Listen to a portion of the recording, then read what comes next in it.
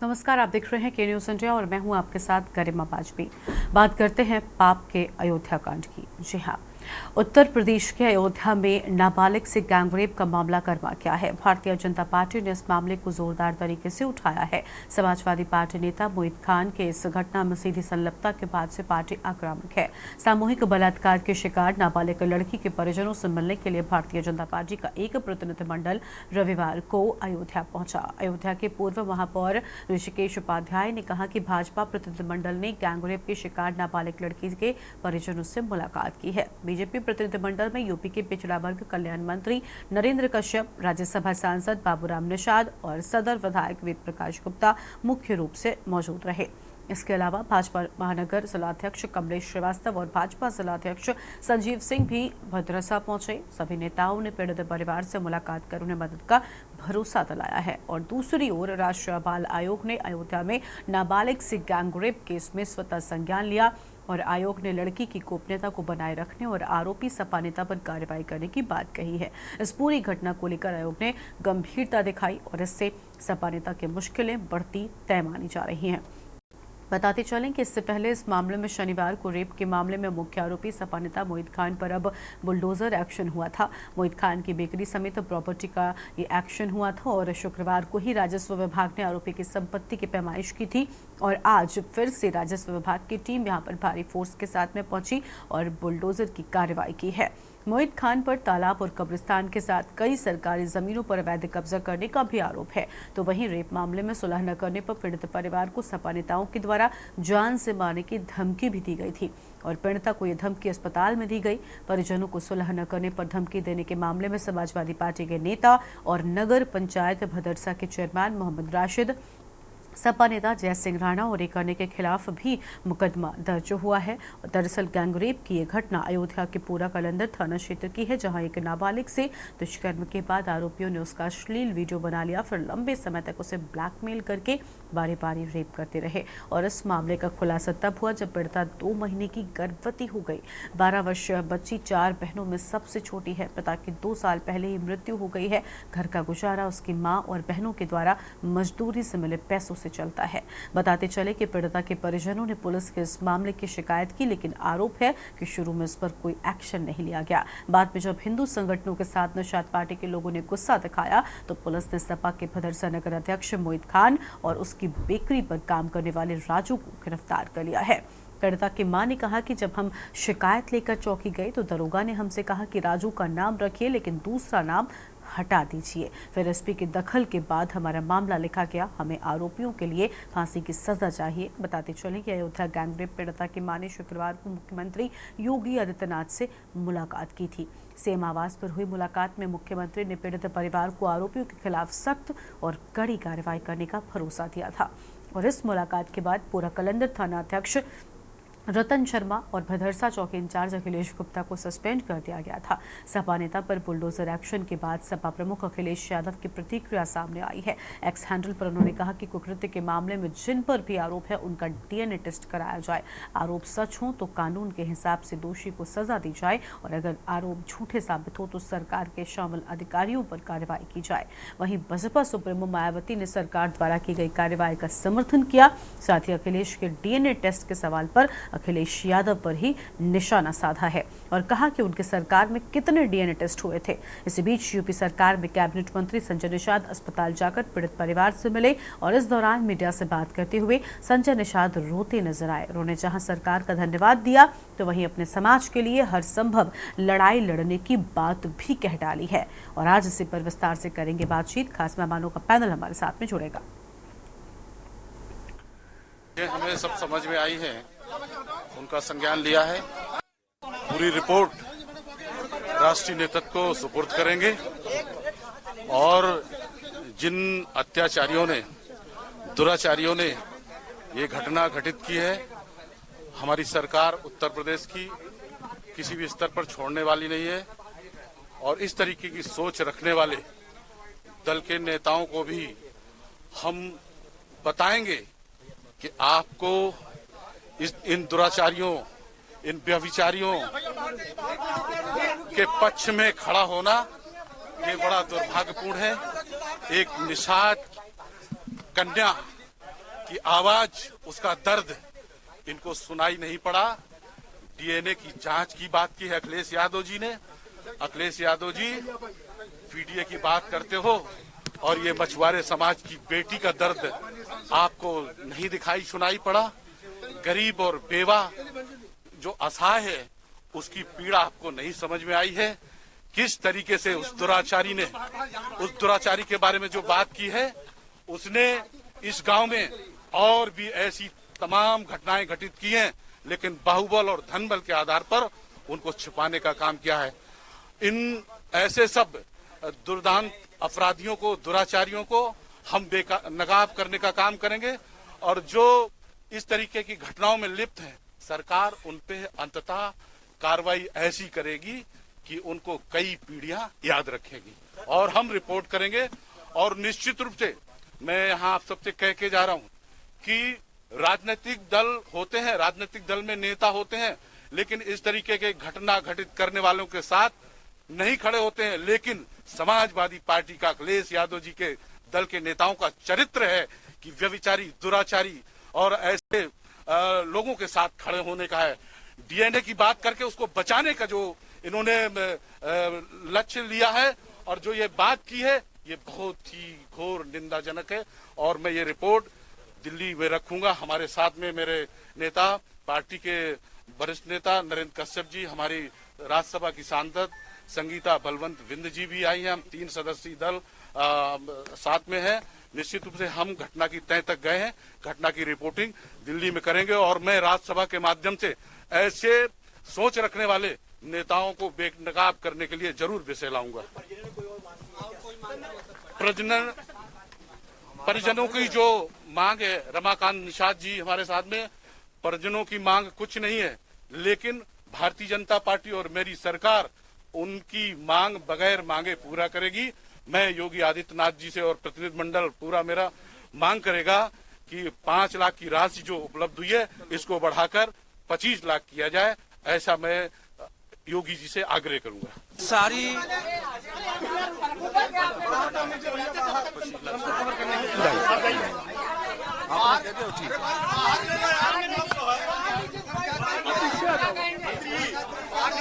सारी घटना के बारे में भारतीय जनता पार्टी के हाई कमान के निर्देश के अनुसार आज हम लोग इस घटना की जानकारी ले रहे हैं। पीड़िता बच्ची की माता से बात हुई है, घटना की विस्तृत जानकारी ली गई है, उनके दर्द को समझा गया है। अभी बच्ची से बात करना बाकी है, अधिकारियों से क्या कार्रवाई हुई है उसकी जानकारी लेना बाकी है। लेकिन इतना स्पष्ट हो गया है कि मोहित खान और जो दूसरा अपराधी है ये राशिद, ये अपराधी आदतन है। ये अपराधी समाज की गरीब बच्चियों को के साथ हैरेसमेंट का काम करते हैं। योगी की सरकार, मोदी की सरकार ने इस घटना को गंभीरता से लिया है और प्रतिनिधिमंडल पूरी घटना की जानकारी लेकर इसकी रिपोर्ट पार्टी हाईकमान को करेगा। हम प्रदेश की जनता को और बच्ची के परिवारजनों को आश्वस्त करना चाहते हैं कि मोदी और योगी की सरकार में ऐसे दुर्दांत अपराधियों को मिट्टी में मिलाने में हमारी सरकार कोई कमी नहीं छोड़ेगी। प्रदेश की जनता को सुरक्षा देना हमारा दायित्व है। अगर समाज की बच्चियों पर कुछ अपराधी ये सोचें कि वो समाजवादी पार्टी के नेता हैं, उन्हें खुला मौका ये अपराध करने का मिलेगा, तो ऐसा वो गलतफहमी दिमाग में ना पालें। अरे समाजवादी पार्टी का नेता घोषित है और अभी तक समाजवादी पार्टी की ओर से उस अपराधी के खिलाफ कोई कार्रवाई नहीं हुई। डीएनए की मांग कर दी गई, जांच की मांग कर दी गई, अपराधियों के बचाव की रणनीति चल रही है। अरे समाजवादियों शर्म करो, ये 12 साल की निषाद बच्ची अबोध है, कितनी उम्र है उसकी, उसके साथ दुराचार हुआ है, वो प्रेग्नेंट है। हमारी सरकार ने, मुख्यमंत्री जी ने, प्रधान सबने गंभीरता से लिया है और निश्चित करेंगे पूरी जांच करके कि और क्या क्या कार्रवाई इन अपराधियों के खिलाफ की जानी है। कोई भी कार्रवाई ऐसी नहीं होगी जिनके खिलाफ ना करें। दुर्दांत अपराधियों को सजा दिलाकर ही दम लेंगे।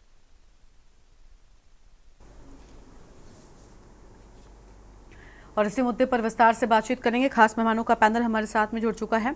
सबसे पहले आपको हम उनसे परिचय कराते हैं, लेकिन उससे पहले आपको ये भी दिखाते हैं कि देखिए, उत्तर प्रदेश सरकार में कैबिनेट मंत्री डॉक्टर संजय निषाद ने शनिवार को पीड़ित परिवार से अस्पताल में जाकर मुलाकात की और इस दौरान मीडिया से बात करते हुए वो रोने भी लगे। क्या कुछ कहा, एक बार पहले वो सुनते हैं। मैं आप समाचार सभी इलेक्ट्रॉनिक के माध्यम से मैं इतना कहूँगा कि अखिलेश का पीडीए आज यहाँ झूठा है और हम निषाद समुदाय का नेतृत्व करते हैं। निषाद अति पिछड़ा है और अनुसूचित भी है। ऐसे में महिला अबला भी है और महिला हमारे यहाँ पूजनीय है, उसके साथ अत्याचार हो और पीडीए का नारा देने वाले और अयोध्या में जीत का पीठ थपथपाने वाले, लगता है कि इन अपराधियों के सहारे उनकी जीत हुई है। अपराधियों को बचाने के लिए आज सपा और कांग्रेस जो पीडीए का नारा देने वाली है, उनका मुंह नहीं खुल रहा है। अपराधी को बचा रहे हैं, न पार्टी से निकाल रहे हैं, न तो उसके खिलाफ कोई बयान दे रहे हैं। बगल के दो जिले हैं सुल्तानपुर और संत कबीर नगर। निषाद समुदाय ने अपना एक वकील बना के भेजा कि निषाद हैं, आवाज़ उठाएंगे, और ऐसा मुँह खोल दिया है कि वो निषाद भी इस निषाद की बेटी के साथ मुँह खोलने के लिए नहीं है। मैं आज के दिन में पीड़िता के न्याय दिलाने के लिए मैंने सदन में आवाज़ उठाई। जैसे मेरे समाज के लोग, मेरी पार्टी के लोग जिस दिन पता चला उसी दिन से खड़े हैं और अंतिम तक, जब तक उसे फांसी पर नहीं लटका देंगे तब तक डॉक्टर संजय उसके लिए लड़ाई लड़ेंगे। आज मैं सदन में आवाज़ उठाया। मैं मुख्यमंत्री जी को धन्यवाद दूंगा कि उन्होंने मेरी आवाज़ को सदन में इस ढंग से उठाया और कार्रवाई की। वो लोग जेल गए और आज उनके ऊपर और कार्रवाई। बस इतनी उम्मीद रखता हूं कि मैं अपने समुदाय का किस तरीके से उनका सुरक्षा दे सकता हूं। अपने समाज मैं नहीं होने देना चाहता हूं। मैं सभी पार्टी से अपील करूंगा, अत्याचारी का कोई जाति नहीं होता है, उसका साथ न दे। और ऐसे अत्याचारियों के खिलाफ मैं समाजवादी पार्टी में उसके कार्यालय में जाकर धरना दूंगा कि ऐसे समाजवादी पार्टी से नारा देने वाले सांसद को पार्टी से बाहर करें और उसे उनकी सदस्यता समाप्त हो जाए। जो इस सांसद ने उसका उनके लिए पैरवी की है, पूरे के पूरे उसके मुकदमा नहीं होने दिया। कई दिन तक वो 13 साल की बच्ची है। 13 साल की बच्ची कहाँ जाएगी, कहाँ मुँह दिखाएगी और किस तरीके से ये मेरे समाज के ऊपर अत्याचार हो रहा है, इसको किस तरीके से होगा। अंग्रेजों से लड़ा, मुगलों से लड़ा, आपकी अत्याचारियों से कैसे रहा जाएगा। मैं समाज से अपील करता हूँ कि ऐसे लोगों के खिलाफ खड़ा हो और अपने न्याय के लिए मेरा साथ दें और मैं उसे जहाँ तक हो सकता है उसे लड़ाई लड़ने का काम करूँगा। देखिए, इसी पर आज विस्तार से बातचीत करेंगे। खास मेहमानों का पैनल हमारे साथ में जुड़ चुका है। सबसे पहले इनसे आपका परिचय करवाते हैं। ज्ञान प्रकाश चतुर्वेदी जी हमारे साथ में हैं, पूर्व आईपीएस अधिकारी हैं, और डॉक्टर अविरल मलिक जी हमारे साथ में हैं, बीजेपी के प्रवक्ता हैं। चंचल यादव जी हमारे साथ में जुड़ चुके हैं, समाजवादी पार्टी के प्रवक्ता हैं। आलोक त्रिपाठी जी वरिष्ठ पत्रकार हैं, और अयोध्या से हमारे साथ हमारे संवाददाता प्रवेश पांडे जुड़ चुके हैं। सबसे पहले ज्ञान प्रकाश चतुर्वेदी जी को हम जोड़ लेते हैं, पूर्व आईपीएस हैं। बहुत स्वागत सर आपका के न्यूज़ इंडिया पर। ज्ञान प्रकाश जी, हम जानना चाहेंगे कि देखिए, जो पूरा मामला सामने आया है उस पर बड़ा एक्शन हो चुका है, सरकार भी पूरी तरीके से एक्टिव नजर आ रही है, लेकिन क्या कहेंगे आप, क्या देरी हुई थी कुछ एक्शन में? क्योंकि पहले मैंने जब रिपोर्ट दिखाई, कुछ तस्वीरें दिखाई अपने दर्शकों को, तो ये सामने आया कि जब पीड़िता लिखाने पहुंचे रिपोर्ट तो उससे कहा जा रहा था कि एक नाम तो ठीक है, लेकिन जो सपा नेता का नाम है उसको हटा लिया जाए। तो कहीं ना कहीं शासन स्तर पर भी, पुलिस महकमे में भी ऐसी गलतियां होती हैं, और अखिलेश यादव तो ये तक कह रहे हैं कि जांच कराई जाए। एक तरफ अगर डीएनए सही साबित होता है तो जो जिम्मेदार है उसको सजा मिलेगी, लेकिन अगर नहीं होता है तो जो शामिल अधिकारी हैं उनको सजा दी जाए। तो इस पर आप क्या कुछ कहना चाहेंगे? देखिए, सबसे पहले तो तुरंत दोषी ठहरा देना बहुत आसान नहीं है। हाँ। पुलिस का ये कहना कि दूसरा नाम हटा दें, पुलिस के भी अपने स्रोत होते हैं। मैं ये नहीं कहता हूँ पुलिस को क्लीन चिट दे रहा हूँ, या क्लीन चिट नहीं दे रहा हूँ। हमारे सामने भी तमाम ऐसे मुद्दे आते थे जिसमें ऐसे ऐसे नाम डाल दिए जाते थे, लगता था कि इनका कोई दूर से वास्ता नहीं। इसमें मुझे मालूम नहीं दूर से इनका वास्ता है या नहीं है, हो सकता है तभी तो नाम है। लेकिन पुलिस तहकीकात करती है, देखती है कि इनकी इन्वॉल्वमेंट है या नहीं। अगर ये नियत है पुलिस की, ये मंतव्य है, ये मंशा है कि नहीं इनका इन्वॉल्वमेंट इसमें है या नहीं है, ये हम पता कर लें, क्योंकि विवेचना का और पत्रावली का या पत्र का या प्रार्थना पत्र की जांच करने का उसे अधिकार कानूनन प्राप्त है। अब उसमें उन्होंने क्या किया, जांच की या नहीं की, या ढिलाई की, या था तो उसे टालने की कोशिश की, ये तो जांच का विषय है और जांच हो भी रहा होगा। अगर अधिकारी का की मंशा अपवित्र होगी तो वह दोषी है, वो दंड के भागीदार होंगे। लेकिन अगर वो प्रक्रियागत है तो उसमें ऐसा नहीं कि कोई दोष हो और उसमें हम बड़ा हल्ला करने लगे कि ये तो बड़ा चोरई है, उचक्का है। बार बार ऐसा कहना उचित नहीं होता है। उसको देखना भी चाहिए, उसके मोटिव को देखना चाहिए, वो क्यों टालना चाहता है। अब होता क्या, कभी कभी किसी बड़ा नेता हो सकता है, विपक्ष का नेता है, और उसका भी नाम डाला जाए क्योंकि थोड़ा प्रोपेगेंडा बन जाएगा, मामला थोड़ा जी। हाइप कर जाएगा। अगर ऐसा है तो सभी को बचना चाहिए, क्योंकि उस मनुष्य को अगर उसमें दोषी नहीं है, इतना बड़ा स्कैंडल बन जाएगा कि वो दोषी ठहरा दिया जाएगा, मीडिया ट्रायल हो जाएगा, और जुडिशरी भी 100 बार जो सोचेगी कि यार हमें क्या पड़ी, इसको सजा दे दो। ठीक है। दोषी को सजा होनी चाहिए। हाँ। दोषी को सजा होनी चाहिए, जो दोषी नहीं है उसे सजा नहीं। बात नंबर 2, ये भी हो सकता है कि ये दोषी न हो और उसे बचाने का प्रयास कर रहे हैं, वो भी दोषी हो गए, ये उतने ही दोषी हो गए। तो मुझे लगता है डिग्री जो है, विवेचक को डिग्री के हिसाब से विवेचना करना चाहिए, इस हिसाब से नहीं कि वो कौन है, उसका रसूख क्या है, वो अमीर है या गरीब है, राजनीति की किस पार्टी का है या नहीं है, इसमें नहीं।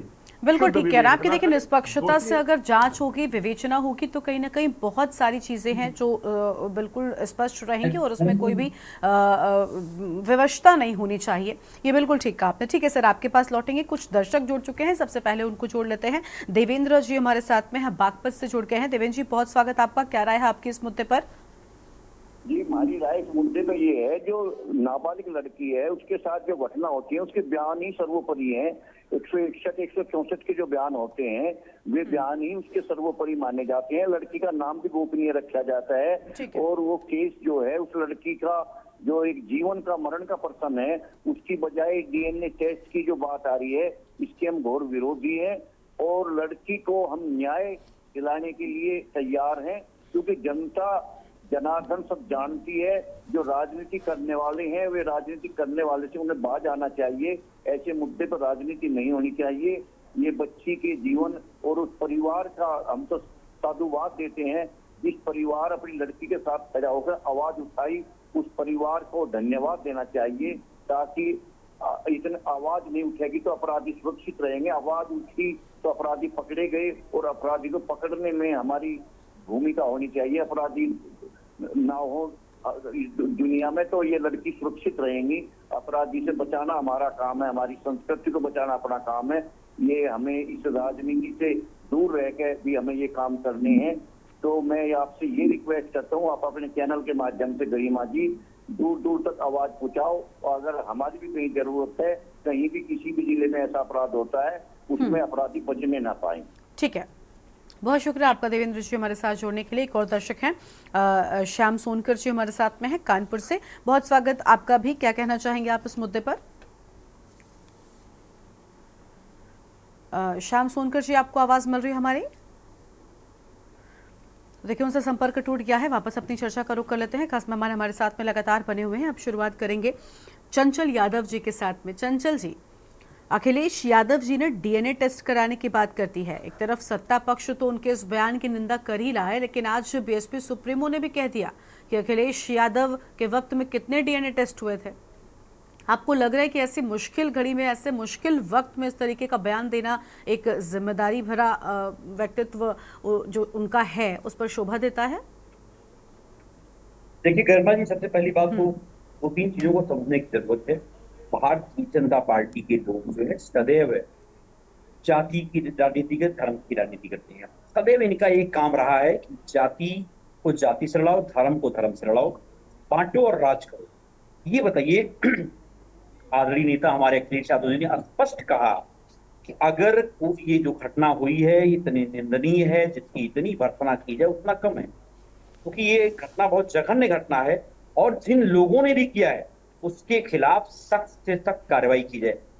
इसके अलावा जो जिस तरीके से अभी आपने बताया कि पुलिस में जो कंप्लेन होने के लिए गई तो थाने के लोगों के द्वारा ही किसी एक का नाम निकालने की बात हो रही थी, तो ये सवाल है कि सोचिए पुलिस निष्पक्ष काम कर रही है क्या? अभी आज की घटना है, आपने गाजीपुर के अंदर, वाराणसी के अंदर एक घटना हुई है, जो कोई छूट करके आया 2.5 साल के बच्चे के साथ रेप किया है। पूरे प्रदेश में लगातार घटनाएं हो रही हैं। अभी आप लखनऊ में देख लो, अभी एक घटना वाराणसी में हुई, आपके कानपुर में प्रतिदिन घटनाएं हो रही हैं। और मैं आपको बता दूं, ये हालत सरकार का है कि केवल इनका एक काम है कि अपनी जो जो जिम्मेदारी है वो अपनी पूरी तरीके से निभा नहीं पा रहे हैं। आज इनके विधायक, इनके मंत्री इनके ऊपर विश्वास नहीं कर रहे हैं। आदरणीय मुख्यमंत्री के ऊपर किसी को कोई इकबाल नहीं रहा, और उत्तर प्रदेश की जनता का तो एकदम भरोसा खत्म हो चुका है। लोग इस बात के लिए कह रहे हैं। दूसरी बात मैं कहना चाहता हूं कि आपको इसकी निष्पक्ष जांच कराने के लिए हमारे नेता आदरणीय अखिलेश यादव ने स्पष्ट कहा है कि अगर जो दोषी है उसको आप फांसी पर चढ़ा दो, कोई दिक्कत नहीं है, लेकिन इस तरीके से जाति को जाति में अभी आपने देखा होगा, जिस तरीके से नाम सामने आते जा रहे हैं, दोषी है, ये तो एक बहुत लंबी प्रक्रिया है। चंचल जी, आप ठीक कह रहे हैं, कोई दोषी है, लेकिन इस तरीके का बयान, पवन यादव और अरबाज खान, अरबाज खान ये दोनों सद्भावना वाले लोग हैं, इन लोगों ने कांड किए। सर, इतने बड़े बड़े नाम आपकी पार्टी के शामिल हो रहे हैं, इतने बड़े बड़े नाम सामने आ रहे हैं, तो कुछ तो होगा ना। अभी जैसे कि ज्ञान प्रकाश चतुर्वेदी जी ने भी यही बात कही कि ऐसा नहीं है कि कोई अपने मन से नाम लगता है, किसी को कोई फर्क नहीं पड़ा है। और अगर इतना बड़ा एक्शन हुआ है, बुलडोजर का एक्शन हुआ है, बेकरी का ध्वस्तीकरण किया गया है, तो और एक ही नाम पर सीमित नहीं रहा मामला, अब तो बढ़ते जा रहे हैं और मामले जो है निकलकर सामने आ रहे हैं और नाम निकलकर विस्तार से सामने आ रहे हैं। पुलिस के द्वारा बहुत बड़ी लापरवाही की गई है, वो सामने आएगा। शासन प्रशासन को मुंह दिखाने लायक नहीं बचेंगे जिस तरीके से ये कांड हुआ है। और दूसरी बात मैं कहना चाहता हूँ, आज अगर देखें आप कि सरकार की जो जवाबदेही है वो काम ना करके सरकार केवल अपने जो जिम्मेदारी से भागना चाहती है और उसके ऊपर राजनीति करना चाहती है। आप मुझे बताइए, आप फोटो लगाने की बात कर रहे हो कि समाजवादी पार्टी के साथ फोटो, उनके नेताओं के साथ फोटो है। आप मुझे बताओ, आसाराम बापू जी के साथ में फोटो किसकी है? प्रधानमंत्री जी से लेकर बीजेपी के शीर्षस्थ नेताओं की फोटो है। आसाराम जी से शक्ति किसको मिलती थी? बीजेपी के शीर्षस्थ नेताओं को मिलती थी, बीजेपी के बड़े मुख्यमंत्रियों को मिलती थी। क्या ये आपको इससे, सर देखिए चंचल जी, ठीक है, आप अभी तक अपनी पार्टी के नेताओं को डिफेंड कर रहे थे, अपनी पार्टी को डिफेंड कर रहे थे, बिल्कुल ठीक है, लेकिन क्या इससे आपको लाइसेंस मिल जाता है कि समाजवादी पार्टी के नेता ये करेंगे? आसाराम आज कहाँ पर हैं? आदरणीय प्रधानमंत्री आसाराम आज कहाँ पर हैं? ये बात मैं नहीं कर रहा, अगर प्रधानमंत्री जी करते हैं। हाँ ठीक है, ठीक है, ठीक है, लेकिन जो हो गया, क्या उसके बाद आपको भी लाइसेंस मिल जाता है वही करने का? और आसाराम की अगर आप उदाहरण यहाँ पर दे रहे हैं तो आपको पता है कि वो कहां पर है और बीजेपी के शासनकाल में उनको सजा हुई है। से पहले उस परिवार को 20 लाख की कम से कम आर्थिक मदद करें। कितने पैसे दे दिए आपने? बताओ। जो काम करना तो काम तो कर नहीं पा रहे हो आप, न तो उसको न्याय मिल पा रहा है, और नहीं तो मैं बता दूं, सर न्याय के लिए तो काम कर रहे हैं, न्याय के लिए तो अभी एक्शन हो तो रहा है ना। उनका डेलीगेशन मुलाकात करने के लिए पहुंचा है, आर्थिक मदद लगातार दी जा रही है, बातचीत। सबसे पहले तो न्याय की बात आती है ना, मदद तो सर उसके बाद भी होती रहेगी, पहले तो उस बच्ची को सबसे बड़ी मदद न्याय मिलना है। ठीक है चंचल जी, लौटेंगे आपके पास में। बीजेपी के प्रवक्ता हमारे साथ में अविरल मलिक जी हैं, बहुत स्वागत सर आपका भी। अविरल जी कह रहे हैं कि भाई न्याय नहीं मिल पा रहा है। जी नहीं, देखिए ये कह रहे हैं कि भारतीय जनता पार्टी के द्वारा क्या किया गया, ये काम नहीं कर रही है सरकार, तो ये तो कर रहे हैं ना अपना काम, ये तो कर ही रहे हैं। अपराधी का, आरोपी का समर्थन कर रहे हैं, उसे बचाने का काम कर रहे हैं, पूरा प्रयास कर रहे हैं, भरपूर प्रयास जितना इनके नेता कर सकते हैं, किस प्रकार से अपराधी को बचाया जाए, आरोपी को बचाया जाए।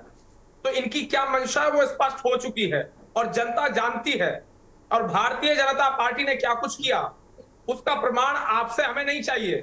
जनता जानती है कि किस तरीके से अपराधियों के ऊपर हमने कार्रवाई की है, आरोपियों के ऊपर हमने कार्रवाई की है, भ्रष्टाचारियों के ऊपर हमने कार्रवाई की है, गुंडों के ऊपर हमने कार्रवाई की है, ये सबको मालूम है। के खिलाफ आपने ठीक है, ठीक है चंचल जी बीच में नहीं, चंचल जी मैं आऊंगी आपके पास तब बोलेगा, बीच में नहीं। जी मेरी आवाज आ रही है? हाँ अविरल जी ठीक है, जल्दी से अपनी बात को पूरा कीजिए।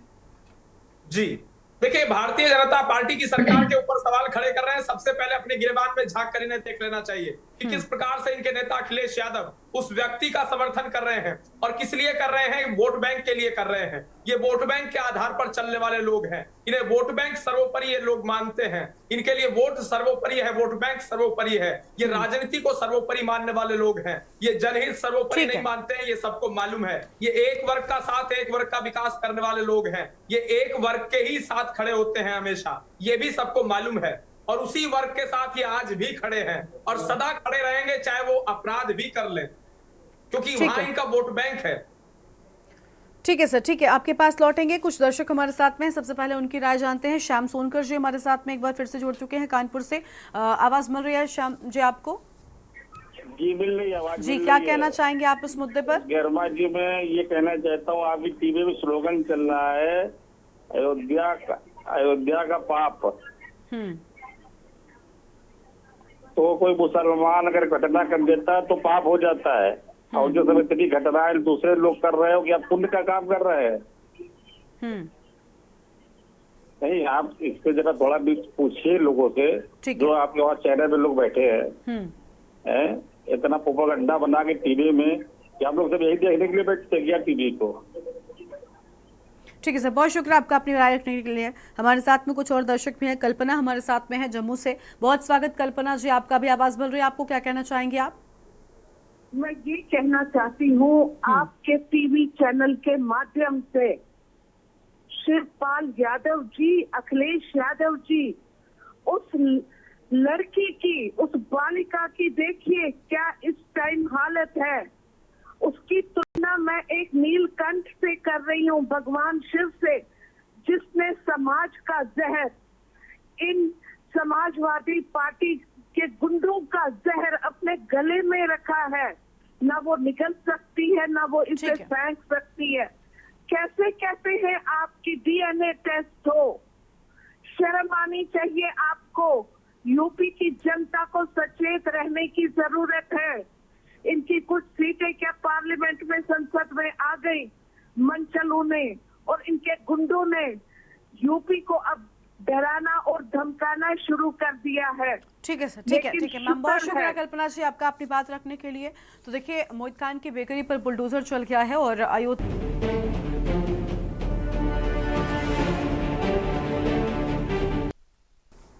ब्रेक के बाद आप सभी का स्वागत है। हम बात कर रहे हैं अयोध्या कांड को लेकर, अयोध्या की घटना को लेकर। खास मेहमान हमारे साथ में लगातार बने हुए हैं।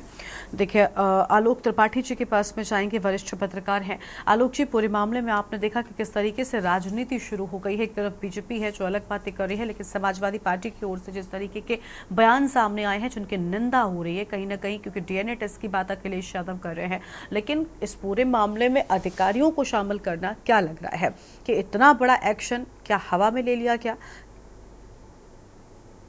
जी गई भाई, देखिए, धर्म की नगरी में ये अधर्म का काम करने वाले के खिलाफ बुलडोजर चल रहा है, इसका स्वागत सभी को करना चाहिए। रही बात इस तरह की अगर घटनाएं होती है तो उसमें राजनीतिक दलों को बचना चाहिए। जिस तरह के बयान आ रहे हैं, वो मुझे लगता है कि इससे ज्यादा शर्मनाक बयान कोई नहीं होगा। कि क्या आपको राजनीति करने के लिए क्या इसी तरह के मुद्दे मिले हैं? ये राजनीतिक दलों को सोचना होगा। बहुत से मुद्दे हैं जनता के, आप उन मुद्दों को लेकर के राजनीति करिए।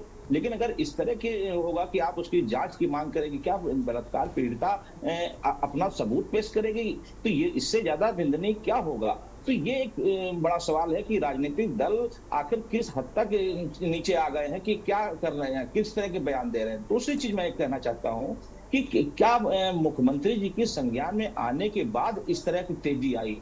क्या हर घटना का जानकारी मुख्यमंत्री जी को होगी तभी इस तरह की कार्रवाई होगी? उसके पहले जो नीचे जिम्मेदार लोग हैं, जिले में एसपी से लेकर कमिश्नर से लेकर डीएम से लेकर तमाम जिम्मेदार लोग बैठते हैं, वो किस किस के पास गए? क्यों नहीं सुनवाई हुई उसकी? क्यों नहीं उसकी रिपोर्ट लिखी गई? ये सवाल खड़ा होता है कि आखिर पीड़िता को न्याय लेने में इतनी देरी क्यों हुई? इसके जिम्मेदार कौन है? उनके खिलाफ क्या एक्शन ले रही है सरकार? ये सवाल होता है। तो सवाल तो आप तमाम हैं। आप ये देखिए ना कि कितने मामले होंगे जो मुख्यमंत्री तक पहुंचते होंगे। आज भी बहुत इतने जिले में घटनाएं होती होंगी जिनका मुख्यमंत्री कार्यालय या मुख्यमंत्री तक संज्ञान ही नहीं मिलता है। तो क्या उनको न्याय मिल रहा होगा? क्योंकि इस तरह की घटनाएं जो नीचे लेवल के अधिकारी हैं या नीचे लेवल के जो लोग काम करते हैं, वो उनको छुपा लेते हैं। वो नहीं चाहते कि मामले उभरे, और ये मामला चूंकि निकल के आया तो पता चला, वरना शायद मुझे लगता है कि इसको भी न्याय नहीं मिलता, ये वहीं भटकती रहती। तो ये एक बड़ी घटना है। इस तरह की घटनाएं आए दिन हो रही हैं, तो सरकार को चाहिए कम से कम जो जनता दर्शन जिस तरह माननीय मुख्यमंत्री जी लगाते हैं, उन्होंने कहा भी है कि जिलों में भी जनता की समस्याओं को सुनिए। तो आखिर वो जो लोग जिम्मेदार पदों पर बैठे हैं, वो क्या समस्याएं सुन रहे हैं? क्या उनका निस्तारण सही कर रहे हैं कि नहीं? अगर आप फरियादियों की न्याय नहीं दिला पाएंगे तो आप जिम्मेदारी के पद पे बैठने का मतलब क्या है? तो ये बड़ा सवाल है, चूंकि भारतीय जनता पार्टी की सरकार है और Bharatiya Janata party zero tolerance नीति की बात करती है, भ्रष्टाचार की मुक्त की बात करती है, तो उसमें अगर उनके अधिकारी, उनके नीचे बैठे अधिकारी इस तरह का पलीता लगा रहे हैं तो ये सरकार के लिए कहीं ना कहीं चिंता का विषय है और सरकार को इस बिल्कुल। और देखिए, इस मामले में स्थिति क्लियर भी करनी चाहिए, क्योंकि अगर ऐसा नहीं होता है तो अधिकारी भी अगर गलती कर रहे हैं तो ये सवाल भी बीजेपी से ही पूछा जाना चाहिए था कि भाई उनके शासनकाल में ऐसा अधिकारी कैसे कर पा रहे हैं। ठीक है सर, आपके पास लौटेंगे आलोक जी। कुछ मेहमान जुड़ चुके हैं, दर्शक हैं हमारे, चंद्र प्रकाश जी कुरुक्षेत्र से, उनको भी जोड़ लेते हैं। चंद्र प्रकाश जी, क्या कहना है, पूरी राय क्या है आपकी इस मामले पर? चंद्र प्रकाश जी, आवाज मिल रही है आपको हमारी? देखिए, चंद्र प्रकाश जी की आवाज नहीं मिल पा रही है, उनसे संपर्क टूट गया है।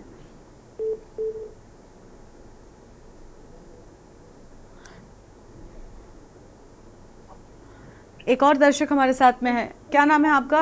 अपना नाम बताइए और क्या कहना चाहते हैं आप?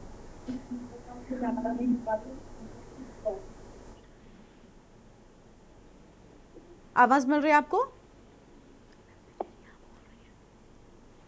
एक और दर्शक हमारे साथ में है, क्या नाम है आपका? ठीक है, देखिए आवाज नहीं मिल पा रही है, उनकी कुछ टेक्निकल प्रॉब्लम है। ठीक है, अपनी चर्चा पर वापस लौटते हैं। प्रवेश पांडे हमारे साथ, हमारे संवाददाता जुड़ चुके हैं। प्रवेश, पूरे मामले में अपडेट क्या है? देखिए, राजनीति तो अपनी तरफ एक्शन लेकिन बराबर हो रहा है, क्या अपडेट है ताजा? इसके बाद चंचल जी आती हूँ, आपके पास ही आती हूँ। ठीक है, प्रवेश जी को सुन ले बस। सदस्यीय डेलीगेशन था, वो आज पीड़ित के परिवार पहुंचा था। मैं उसी पीड़ित के घर पे मौजूद हूँ। ये पीड़ित का घर है जहाँ पे मैं मौजूद हूँ। और मैं आपको दिखाना चाहूंगा कि जो पीड़ित की सुरक्षा के लिए बाकायदा जो सुरक्षा भी चाक चौबंद कर दी गई है, सुरक्षा कर्मी भी यहाँ पे मौजूद है। लेकिन जो भाजपा डेलीगेशन आया था, बाकायदा एक रिपोर्ट कलेक्ट किया है, क्या क्या बात हुई है पुलिस से, ये भी सब कलेक्ट किया गया है। पुलिस ने कितनी सुनवाई की है ये कलेक्ट किया गया है, और यहाँ जो रिपोर्ट है वो दिल्ली जाएगी तो सौंपा जाएगा। लेकिन जो बीजेपी का डेलीगेशन साफ सीधा ये कह दिया है कि जब तक कार्रवाई पूरी नहीं हो जाएगी तब तक ये लड़ाई चलती। इसका साफ जो है देखा जा रहा है कि कार्रवाई अभी और होना बाकी है। दूसरी तरफ ये निकल कि जो बुलडोजर की कार्रवाई चल रही थी, अभी तक बुलडोजर जो चला था वो मुईद खान की बेकरी भी चला था, कुछ प्लाटिंग भी चले थे। लेकिन ये भी जहां तक जानकारी सुनने में आ रहा है, जो सूत्र बता रहे हैं कि बुलडोजर की कार्रवाई एक बार फिर से कल दोहराई जाएगी। सुनने में ये भी आ रहा है कि जो मुईद खान है, मुख्य आरोपी हैं गैंगरेप के, उनका जो घर बना है वो कब्रिस्तान की जमीन पे बनाया गया है। तो कल बड़ी कार्रवाई का जो है एक बार फिर से नजारा देखने को मिलेगा, क्योंकि योगी सरकार जो है लगातार मामले को संज्ञान लिया है और लगातार कार्रवाई कर रही है। दूसरी तरफ संजय निषाद है, उन्होंने साफ तौर पे कह दिया है कि मुख्य आरोपी जो है जो गैंगरेप के, जब तक उनको फांसी की सजा नहीं हो जाएगी उनकी लड़ाई तब तक चलती रहेगी। जी गरिमा जी। बिल्कुल, साफ तौर पर बहुत शुक्रिया आपका प्रवेश हमारे साथ जोड़ने के लिए और बातचीत के लिए। दर्शक हमारे साथ में एक और जुड़ चुके हैं, चंद्र प्रकाश जी, आवाज मिल रही है आपको, क्या कहना चाहेंगे आप? मैं ये कहना चाहता हूँ कि जब माँ सीता को धोबी के कहने पर भगवान श्री राम ने वनवास दिया था, और जब वो वनवास में पहुंच गई थी तो लक्ष्मण जी से उन्होंने कहा कि मेरा क्या कसूर है भैया। तब उन्होंने कुछ नहीं कहा, गर्दन नीचे करके खड़े रहे। तब माता सीता ने श्राप दिया था कि अयोध्या कभी सुखी नहीं रहेगी, कभी बसेगी नहीं। आज अयोध्या में ब्रह्म राक्षस बैठे हैं जो 12 साल की बच्ची के साथ अनैतिक कार्य कर रहे हैं। वहीं पीडीए के माध्यम से नेतागिरी चमकाने वाले अखिलेश यादव, मैं आपसे पूछना चाहता हूँ, आप किस प्रकार की भाषा बोल रहे हैं? आप पीडीए का वोट लेना जानते हैं और आप जो है उस बच्ची के चरित्र के ऊपर ही प्रश्न चिन्ह खड़ा कर रहे हैं। बड़े दुख की बात है। ये शासन में जो कार्रवाई कर रहे हैं योगी राज, वो बहुत बढ़िया कार्रवाई कर रहे हैं। और हमारे यूपी में बहुत रिश्तेदार हैं, वो ये कहते हैं कि अखिलेश के लिए तो दुनिया कहती है, जब ये अपने पिता की साइकिल लेकर के भाग गया था, मतलब बलात् अध्यक्ष बना था समाजवादी पार्टी का। तो ठीक है चंद्र प्रकाश जी, बहुत शुक्रिया आपका अपनी बात रखने के लिए। वापस अपनी चर्चा का रुख कर लेते हैं। चंचल जी कुछ कहना है, लेकिन चंचल जी एक छोटी सी प्रतिक्रिया मैं चाहूंगी ज्ञान प्रकाश जी की आ जाए, उसके बाद मैं आपके पास आऊँ। माफी चाहती हूँ, थोड़ी सी देरी हो रही है। ज्ञान प्रकाश जी, अभी देखिए जिस तरीके से लगातार अधिकारियों को लेकर सवाल उठाए जा रहे हैं, आपको नहीं लगता कि कहीं ना कहीं कार्यशैली पर सवाल उठाना इतनी जल्दी ये गलत होता है? आपने भी यही कहा कि देखिए विवेचना होती है, कोई यूं ही नाम नहीं डालता। अगर FIR हुई है, अगर पूरी चार्जशीट तैयार हुई है, इतना बड़ा एक्शन हो गया है, तो कम से कम विवेचना के बाद ही ये सब कुछ हुआ होगा। गरिमा जी बिल्कुल सही कहा। मैं 2-3 बातें प्रश्न हाँ। से अतिरिक्त कहना चाहता हूँ, इजाजत अगर आप इजाजत बिल्कुल दें सर, तो। बिल्कुल। पहली बात तो यहाँ जितने भी महान नेता बैठे हुए हैं, मैं किसी भी नेता को बड़ा महान मानता हूँ, क्योंकि अगर मैं नेता शब्द का प्रयोग करता हूं तो भारत का कोई नेता मेरे सामने उसकी छवि नहीं आती है, और सिर्फ एक छवि आती है, वो नेताजी सुभाष चंद्र बोस की आती है। वो लोग तो उसको छू नहीं पाएंगे लोग, लेकिन सभी नेताओं को मैं यही कहता हूँ, नेता बेटी को बेटी ही रहने दे, कोई नाम न, कोई जात न दे। अच्छी बात है, बेटी तो बेटी है ना, तो निषाद की बच्ची है, चाहे किसी पिछड़ेपन की बच्ची है, किसी ब्राह्मण, बेटी तो बेटी है, नाम न कर। बेटी को बेटी ही रहने दो, किसी की बेटी है, मेरी बेटी, मेरी भी बेटी है। अगर हम उसको नाम दे रहे हैं तो ये तो बड़ा है हमारी शिक्षा व्यवस्था पे, हमारी सोच पे, हमारी संस्कृति पे बड़ा एक कुठाराघात हो जाएगा। ये मेरा अनुरोध है। बात नंबर 2, जो मैंने कहा कि डीएनए, एक बात भी उठ के आ रही है, बड़ी प्रैक्टिकल अप्रोच के साथ आ रही है। डीएनए की इस पर डिस्कस कोई नहीं कर रहा, डीएनए करा दिया जाए, डीएनए करा दिया जाए। डीएनए में मुझे आपके अभी माध्यम से पता चला कि वो बच्ची को 2 माह का गर्भ हो चुका है, तो उस डीएनए में वही तो आएगा जो उसका जैविक पिता होगा, बाकी लोग का तो आएगा नहीं। बिल्कुल। और हो सकता है वो बच्ची के 164 के बयान में आए कि नहीं, इन लोगों ने भी बलात्कार किया, तो क्या उन्हें डीएनए में ना बनाने से क्लीन चिट दे देगी पुलिस? और पुलिस अगर क्लीन चिट दे देगी ना, अदालत उल्टा टांग देगी पुलिस को। 164 का बयान होगा, इसमें पक्का होगा। बहुत घबराने की बात नहीं किसी नेताजी को, बहुत वितंडावाद, बहुत इसमें उछलने की बात नहीं है। अदालत वो चीज है जहां बड़े बड़े लोग सूरमाओं का वजूद हिलने लगता है, पैर हिलने लगता है। मैं खुद अदालतों में आज एविडेंस में जाता हूं, जब वहां सवालात उठते हैं तो पैर हिल जाते हैं। बिल्कुल। वो बड़े अध्ययन के बाद बड़ी गरिमा के साथ काम करते हैं।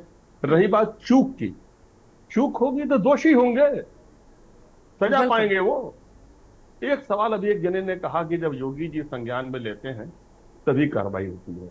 मैं को कहना नहीं चाहिए, लेकिन मैं इत्तेफाक रखता हूं, आज बाढ़ नियंत्रण के सर्वोच्च अधिकारी योगी जी हैं, पुलिस प्रशासन के सबसे बड़े अधिकारी योगी जी हैं, डेवलपमेंट के सबसे बड़े अधिकारी योगी जी हैं। मैं इनसे पूछना चाहता हूं, बाकी अधिकारी क्यों डर रहे हो? तुमको कानून नहीं है, तुमको अधिकार नहीं मिले करने के लिए? योगी जी ने मना किया तुम मत करो, किसने कहा तुमको? अगर कल को अकेले ये डीएम और एसएसपी निर्णय लेते कि हम जा रहे हैं गिराने के लिए, मेरे संज्ञान में आया है 1973 के एक्ट के तहत ये अवैध है और हम गिराने जा रहे हैं, क्या योगी जी रोकते? हिम्मत नहीं पड़ रही क्या आपको काम करने की? डर रहे हैं तो छोड़ दो नौकरी, नए लड़कों को आने दो ना, जिनके अंदर हिम्मत हो, जिगरा हो, कानून की जानकारी हो, जो किसी राजनीतिक हस्तक्षेप को न मानते हो। मैंने भी 30 साल नौकरी की है, और जिन नेताओं का आप नाम ले रहे हैं वो मुझे व्यक्तिगत रूप से जानते हैं। न मुझे किसी ने गलत सिफारिश की, और मैंने कभी किसी की सुनी भी नहीं। मैं माननीय मुख्यमंत्री जी के यहाँ 2 साल रहा हूँ, माननीय अखिलेश जी के साथ मैंने काम किया है, मायावती जी के साथ मैंने काम किया है, बड़े बड़े स्कैंडल मैंने, मुझे कोई फोन नहीं आता था, मैं अपने दम से काम करता था, नीति से काम करता था, ज्ञान से काम करता था, कानून से काम करता था। अधिकारियों से कहिए 2 चीजें, अपनी भाषा शैली बदल लें। तलखी और तेजी केवल योगी जी पर ही शोभा देती है। आप अपनी भाषा बदल लीजिए। दूसरा, कानून को ढंग से पढ़ के खुद ही उसका क्रियान्वयन करिए। योगी जी के कहने पे नहीं, किसी नेता के कहने पे नहीं, मीडिया के कहने पे नहीं। मीडिया को ये न्यूज मिलनी चाहिए कि हमें तो अभी अभी पता चला कि वहां बुलडोजर चल रहा है। ये तो क्या हो रहा है, कैसे हो रहा है? क्या पढ़े लिखे हो तुम लोग भाई? अधिकारियों क्या पढ़े लिखे हो तुम लोग? क्या नौकरी कर रहे हो? कैसी नौकरी कर रहे हो? सब कुछ ऊपर छोड़ रखा है तुम लोगों ने, हर चीज योगी जी, बीजेपी, सपा। तुम क्या हो? तुम किस लिए हो? तुमने कौन सी कसम खाई है? तुमने संविधान की कसम नहीं खाई है, मैंने संविधान की कसम नहीं खाई है। बदलें रवैया को, बदलें। मैं आपके चैनल के माध्यम से कह रहा हूं, अधिकारियों से बदलिए। आपकी कमियों को नेता बताएं और आपकी अच्छाइयों को मीडिया बताएं। कि आप इतने अच्छे हैं। बिल्कुल आप सर, बिल्कुल अधिकारी बिल्कुल। हैं, और देखिए आपने नेता बड़ी अच्छी बात कही। सबसे पहले आपने जो शुरुआत की ना कि बेटी को कम से कम बेटी रहने दीजिए, ये बड़ी बात है। यहाँ पर हर कोई दिखा रहा है। मैं संजय निषाद जी के बयान की बात कर लूँ, मैं उनको सही गलत किसी भी तरीके से जज नहीं कर रही, लेकिन यहाँ पर ये बताना कि वो दलित की बेटी है या फिर वो पीडीए वर्ग से जुड़ाव रखती है, इस सब का कोई मतलब नहीं है। वो किसी भी वर्ग। मैडम छोटी सी एक बात करके खत्म कर रहा हूँ। जो सारे लोग कहते हैं ना, हाँ, मैं कभी किसी पार्टी का पक्षधर नहीं रहा हूँ, ना कभी किसी का विरोधी रहा हूँ। हाँ, ये सारे नेता जानते हैं, और ये लोग तो मुझे नहीं जानते हैं, लेकिन टॉप लेवल के नेता मुझे जानते हैं। ये कहते हैं वोट बैंक, वोट बैंक। कौन सी पार्टी वोट बैंक की राजनीति नहीं करती है? बिल्कुल। ये सब बेकार वाली बातें। अभी अपना विधानसभा और संसदीय नहीं सर, और ये गिनाना ही बहुत गलत है कि दलित की बेटी है या पीडीए से क्या जुड़ाव है। इन शब्दों का ऐसे मामलों में निकल कर आना बिल्कुल शोभा नहीं देता, और मुझे लगता है नैतिकता के आधार पर कम से कम ऐसा नहीं किया जाना चाहिए। हर व्यक्ति खुद से भी अपने आप से अगर पूछेगा तो मुझे लगता है कोई मतलब नहीं होता है इन चीज़ों को ऊपर लेकर आने का। चंचल यादव जी, मैं आप ही के पास आ रही हूँ, लेकिन उसके साथ ही मेरा एक सवाल भी है, वो सुनते जाइए और उसके बाद अपनी बात को भी जोड़कर जवाब दे दीजिएगा। सर, अवधेश जी भी सांसद बने हैं। अयोध्या को लेकर समाजवादी पार्टी ने खूब खुशियां मनाई है, इसको कहने में मैं कोई दो राय नहीं रखती। और जिस तरीके से अयोध्या में आपको जीत मिली फैजाबाद में, उसके बाद अवधेश जी खूब निखर कर सामने आए, अखिलेश यादव जी के साथ चलने लगे और खूब खुलकर उन्होंने बोला भी है, चाहे प्रभुराम पर हो या किसी भी चीज पर हो। और जब उनसे वोट मांगने के लिए वो जब आम जनता के बीच में जाते थे तो खूब हिंदी में संवाद करते रहे, लेकिन जिस तरीके से जब मीडिया ने उनसे इस पूरे मामले पर सवाल किया तो पूरे ठाठ के साथ अंग्रेजी में आई डोंट नो कहकर निकल गए वो। क्या ये एक सांसद की जिम्मेदारी है? देखिए, यही तो चिढ़ है बीजेपी के लोगों को, यही तो उनको चिढ़ है, सर, यही तो परेशानी है। सॉरी चंचल जी, मैं रोक रही हूँ आपको, शुरू करते ही रोक रही हूँ, इसके लिए माफी मांग लेती हूँ, कंटिन्यू कर लीजिएगा। लेकिन बीजेपी के लोगों को ये चिढ़ नहीं है। ये सवाल आपसे बीजेपी के प्रवक्ता ने नहीं, मैंने पूछा है और ये मैं जानना चाहती हूँ।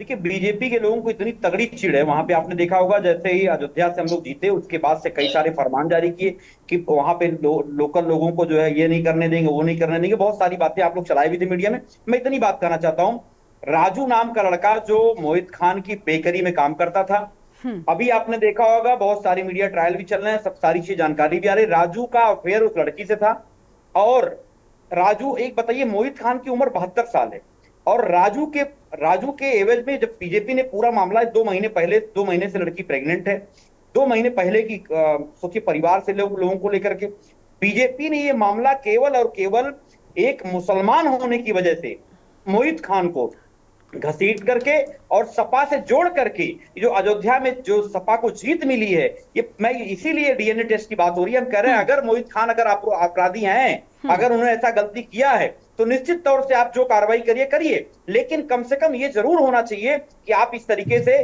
जिस तरीके से उनके यहाँ एक लड़का जो नौकरी करता था, उस राजू नाम का लड़का था, वो हिंदू है। मैं हिंदू मुसलमान की बात नहीं कर रहा हूं, लेकिन ये बीजेपी के लोग जो हिंदू मुसलमान के एंगल से वो हिंदू मुस्लिम कराना चाहते हैं, ये इनकी जो, और अभी जो घड़ियालू आंसू हमारे निषाद साहब रो रहे थे, अभी मऊ में घटना हुई, उसके अलावा देवरिया में घटना हुई, तब कभी नहीं गए, और ये रुमाल में वो भर के लेके चलते हैं, लपेट करके जो आंसू निकलने वाली वो लगाते हैं, उससे आंसू निकलते हैं, हर कोई जानता है उसके बारे में।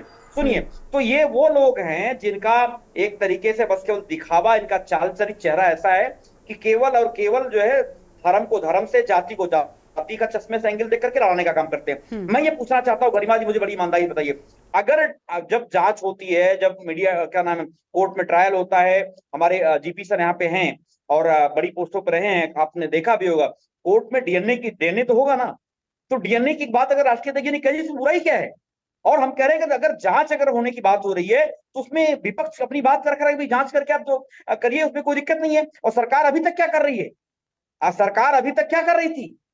और दूसरी बात, जो पुलिस का जो रवैया है और जो मिलीभगत है, जब हमारे नेता आदरणीय राष्ट्रीय अध्यक्ष जी ने स्पष्ट कहा कि उस पीड़िता को कम से कम 20 लाख रुपए दिए जाए, जिससे कि उसको कम से कम लोग पैसे के माध्यम से उसको बकाने का काम ना करें। देखिए, पैसों की जो आर्थिक मदद की आप बात कर रहे हैं सर, ये मुद्दा ही नहीं है ना।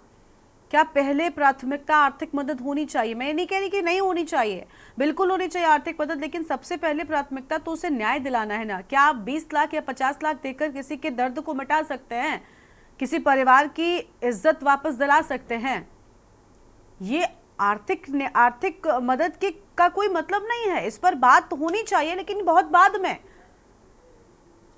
मैंने ये कहा 5 लाख आदरणीय मुख्यमंत्री ने दिया है सर, ये बात ही नहीं होनी चाहिए, आपको ये बात ही नहीं करनी चाहिए। अभी सबसे पहली प्राथमिकता ये होनी चाहिए कि उस बच्ची को न्याय मिले।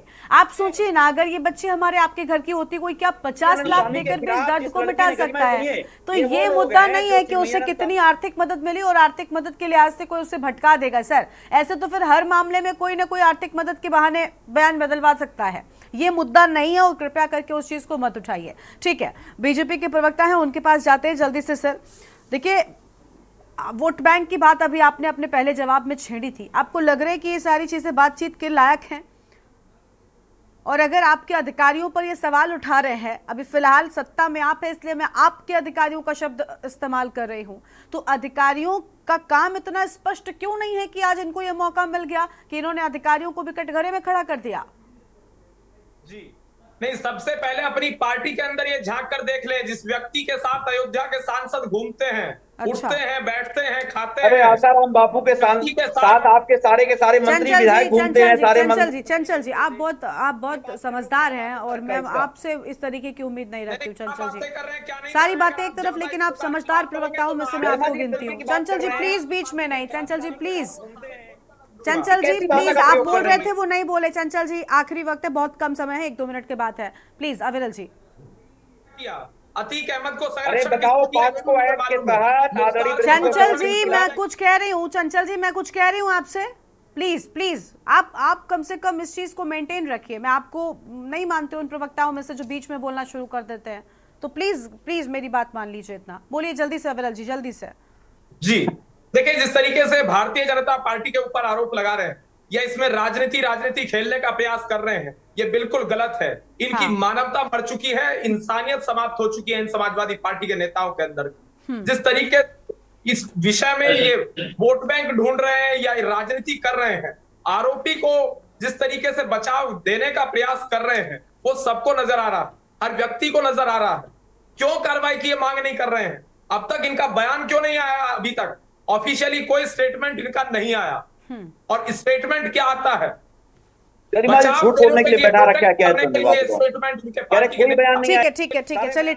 ठीक है अविरल जी मैं आती हूँ। आलोक जी, आप प्लीज जल्दी से एक अंतिम प्रतिक्रिया दीजिए, क्योंकि देखिए राजनीतिक प्रवक्ताओं के बीच में तो राजनीतिक बातें ही होंगी और वही आरोप प्रत्यारोप वो बीजेपी को कोसते रहेंगे और वो सपा को।